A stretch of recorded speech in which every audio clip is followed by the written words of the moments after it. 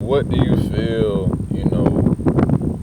can happen locally here in Macon to, with us being, I mean, more recently, kind of like when we were in high school, our graduation rates, collectively as a county was low, like Yeah. 40%, I want to say 50, something like Mhm. that, and you know, I want to say 2018, we had 50 murders in the county, and you know, what I mean, as far as the graduation rates, Mhm. things are getting better, Yeah. but murder rates are still up. Crime is still up. What do you think? You know, outside of you know, cause it all starts inside the home. Yeah. So Yeah. what do you think of some of those things that can help change? Things around here locally. Yeah. So, as far as specifics, I think that I don't know the answer. And I think that's what a lot of leadership and other community organizers need to be able to recognize. Like, we won't always have the answer. I don't have the answer, but there are ways to get the answer, right? And so I was explaining a little bit about how I do program evaluation. And that is when you literally you assess the need. And I don't see enough of assessing the needs of the community, because not every intervention is going to work for every community, right? Yeah. You can't take something from Wisconsin and think that every bit of it is going to work here in Macon. Like, you have Exactly. to assess our environment Yeah. and then create it in a way that caters to our needs, right? And so I think we need to see more of that, like bringing people in, or no, using community members, because we don't have to bring any people in. Giving community members the powers and the tools to say what they want and what they need in their households, in the Yeah. school system, in wherever that may be. I don't see enough of that. Does that mean that it's not happening? No, maybe it is, and well, I think there's something to say. If I don't know what's happening, why not?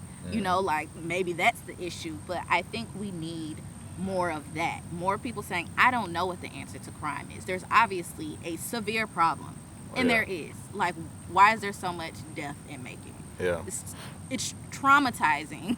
Yeah. Traumatizing our adults, it's traumatizing our youth. So we need to address that. But how do we do that in a way that is conducive to our community members, Mm-hmm. our livelihood, not somebody else's? We have to do that. So I think there needs to be more intentional efforts to discover what the problem is and intervene that way. Do you feel personally, what do you think about the black economics locally and internationally in So 2020? in 2020, and can you elaborate more about what you mean, like Like, the black? do you feel that we have economic power, Mm, and do you feel that we have collectively the type of economic literacy that other cultures over here do have, and if we don't, how can we implement that? yeah. So the first, do I think we have economic power? 100% yes. I think we have a lot of economic power. Yeah, I'll just say that. We have economic power. Economic literacy as other cultures, I don't think we do.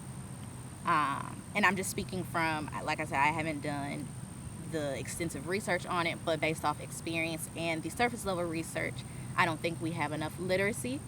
And what do I think? What was the last? What do I think we could do Yeah, yeah, to educate? Like, I think it's almost like this idea of learning is taboo, which it isn't. It's like we have to be more intentional about providing spaces for people to learn more about these things.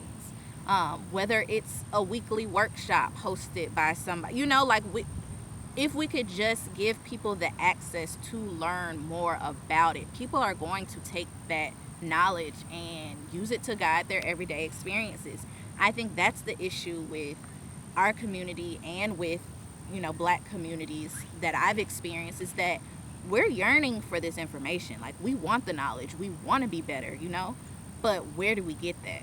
You know, Is it in the classroom? I remember maybe like 2 times in the class where I learned anything about money for real. Yeah. And those were from black teachers. Yeah. Like, so is it in the classroom? Is it from nonprofit organizations? Which nonprofit organizations are giving us this knowledge? Can we collaborate with other ones so that we can make sure it's more on a consistent basis? Like, is there a virtual platform that we can all use to learn more? If so, where do we get that information? It's just more so of giving people the access to learn more. They're gonna take it. We just have to give them the access. And so I think that it might not be the end all be all answer, but that is definitely something that we try to do in making it. Like, we had on our website we understood that there is a need with like resume building and stuff. People don't, what do I do with a resume? What is it supposed to look like?